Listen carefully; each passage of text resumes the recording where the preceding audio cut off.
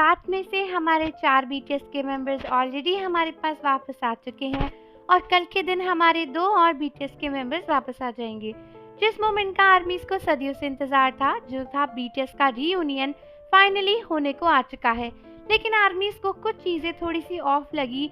आज जब आरएम और वी डिस्चार्ज हुए, कुछ चीजें अजीब थी, थोड़ी सी वाइब्स ऑफ थी और बहुत से आर्मीज को लगता है कि कहीं ये एक हिंट तो नहीं था कि बीटीएस एज अ ग्रुप अब ज्यादा टाइम तक नहीं साथ रहने वाले और शायद बीटीएस अपनी अपनी लाइफ में कुछ ज्यादा ही बिजी हो गए हैं, जो कि इवेंचुअली उनके ग्रुप के डिसबैंड का कारण बन सकता है। लेकिन मैं ऐसा क्यों कह रही हूँ, वो जानने से पहले चैनल को जरूर सब्सक्राइब कर लो, बेल आइकन प्रेस कर दो और अगर आपको बीटीएस के फनी मोमेंट्स पसंद है तो हमारे चैनल एडुफैक्ट्स रिएक्शन को सब्सक्राइब करना ना भूलें। दोस्तों, जब आरएम और वी डिस्चार्ज हुए, दुनिया भर की आर्मीज को उम्मीद थी कि हमें वहां पर जिन और जे-होप तो डेफिनेटली देखने को मिलेंगे।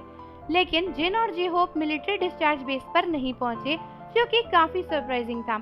ऑल्दो मीडिया वालों ने रिपोर्ट करके कहा था कि बीटीएस के मेंबर्स आए हैं, लेकिन कोई भी वहां पर कैमरे के सामने नहीं दिखा। ना ही जिन थे, ना ही जे-होप थे।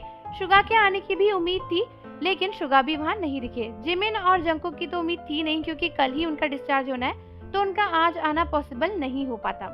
बट दोस्तों, जिन और जे-होप को तो आना चाहिए था। चलो कोई बात नहीं, वहां पर नहीं आए। उसके बाद जब आरएम और वी हाइप की बिल्डिंग में आने के बाद लाइव आए, तब भी जे-होप कहीं पर भी नजर नहीं आए। कई सारी आर्मीज का सवाल था कि क्या जे-होप के पास इतना सा भी टाइम नहीं है कि वह आरएम और वी से मिलने जा पाए। ऑल्दो दोस्तों, जब जिन लाइव में आरएम और वी से मिलने आए, तो जिन भी बस 10 मिनट के लिए ही आए थे। उसके बाद वहां पर जे-होप की थोड़ी बातें हुई और आरएम ने कहा कि जे-होप पहले मिलने आए थे, बट आर्मीज का कहना था कि अगर लाइव में जे-होप भी आ जाते तो अच्छा होता। इतने टाइम से हमने आरएम, वी और जे-होप का इंटरेक्शन नहीं देखा, तो अगर सब लोग साथ में होते तो बहुत अच्छा लगता, क्योंकि आर्मीज को तो यही उम्मीद थी कि यार मिलिट्री बेस पे भी चारों बीटीएस के मेंबर्स दिखेंगे और जब वो लोग लाइव आएंगे तब भी दिखेंगे। क्योंकि जब जिन आए थे ना डिस्चार्ज होकर और उसके बाद जे-होप आए थे, तो जब जे-होप आए थे तो उनके लाइव में भी जिन उनसे मिलने आए थे, जे-होप से भी जिन मिलने गए थे और यहाँ पर भी लाइव में जिन आए। तो कई लोगों का कहना था कि जिन ने तो इतना सब कुछ किया, बट जे-होप को तो आना चाहिए था। ऑल्दो दोस्तों, जे-होप के कुछ रीजंस हो सकते हैं, वो अभी अपने वर्ल्ड टूर से लौटे हैं, उसके भी कुछ प्रॉब्लम्स हो सकते हैं, बट स्टिल आर्मीज को लगा कि ये एक इम्पोर्टेंट टास्क था जिसके लिए जे-होप को टाइम निकालना चाहिए था। कई आर्मीज का ये भी कहना था कि कहीं ना कहीं एक वाइब आ रही थी कि बीटीएस के सभी मेंबर्स अपनी लाइफ में काफी बिजी हैं। जैसे कि जिन बस 10 मिनट के लिए आए, ग्रीट करके चले गए क्योंकि उनको कुछ काम था। जे-होप तो कहीं दिखे ही नहीं, शुगा भी नहीं आए और ऑब्वियसली जिमिन और जंगकुक तो कल डिस्चार्ज होंगे।